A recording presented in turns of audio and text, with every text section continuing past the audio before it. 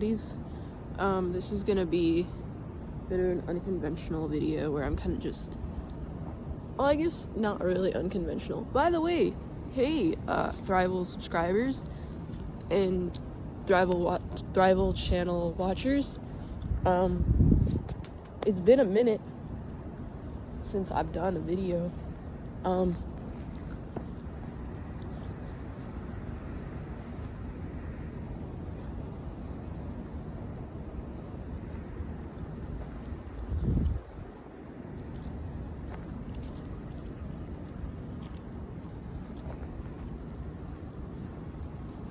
It's gonna take about probably a minute just for the setup right now, but this is Thrival, a healing channel, so I figured it would be really awesome to do a video outside. And we're back, Thrival. By the way, I feel maybe I was a little less not that I was not, I was a little less putting a little less importance. I'm sorry, that's not the right phrasing. I was doing less videos on this channel, I believe, than my other YouTube channel. But I think that's because the title of this channel, which is Thrival, I don't feel like when I was explaining it to certain people, when I was talking about kind of what I was going through in my own personal life with people, I don't think Thrival was a word that they thought even was possible, you know, because it's supposed to be, wow, this keeps falling. It's supposed to be kind of, it's supposed to be transcending duality, right? Because thriving and surviving, or thriving, or thrive and survival, or thriving and survival, like those two definitions, I felt were just not encompassing the whole pathway of healing, which is nonlinear. So that's the idea of Thrival, as I probably have explained at least a few times on the channel, but I think it's kind of like an important reminder, honestly, why I created this channel in the first place.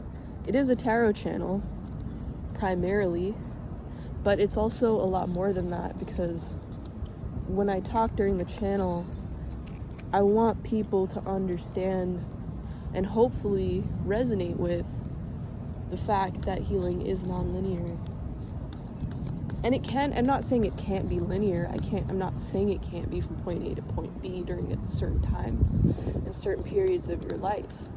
But generally speaking, I just feel that is a myth that is portrayed and fucks a lot of people up, for lack of better phrasing.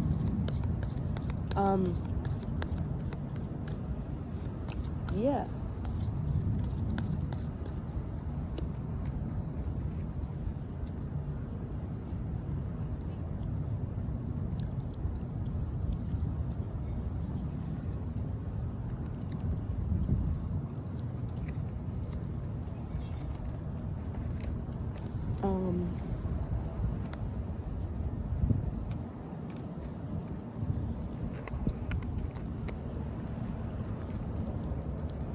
Whenever I see tarot readers kind of shuffle, and then I see like a card pop out when they're shuffling, I notice in the videos a lot of the time that they don't show, or like they don't notice the card underneath the shuffling cards, but I notice them. And usually when I even do the shuffling in my own videos, I notice the cards a lot of the time.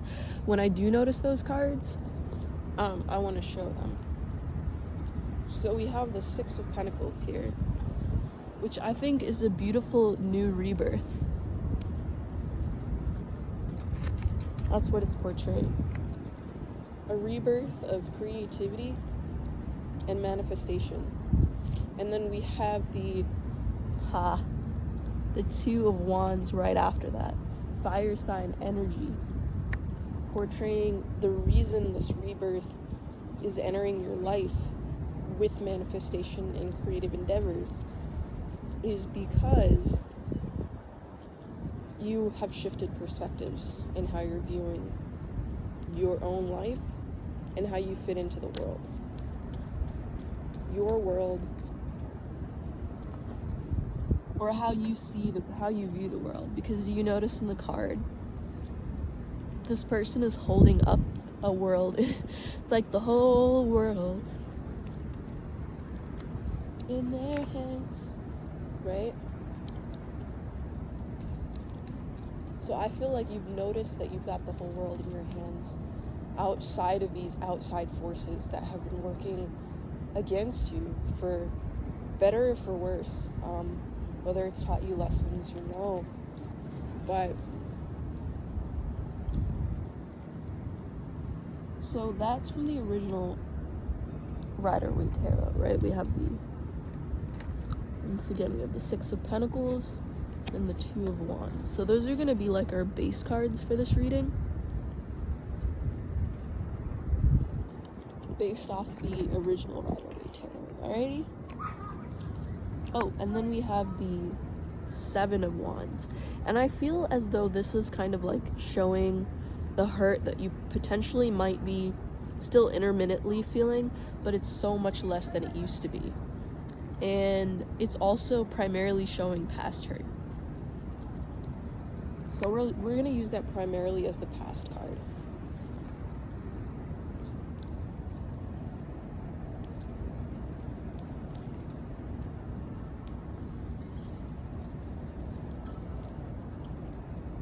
Alright, so that's going to be a part one right now before we jump into the Mahogany Tarot.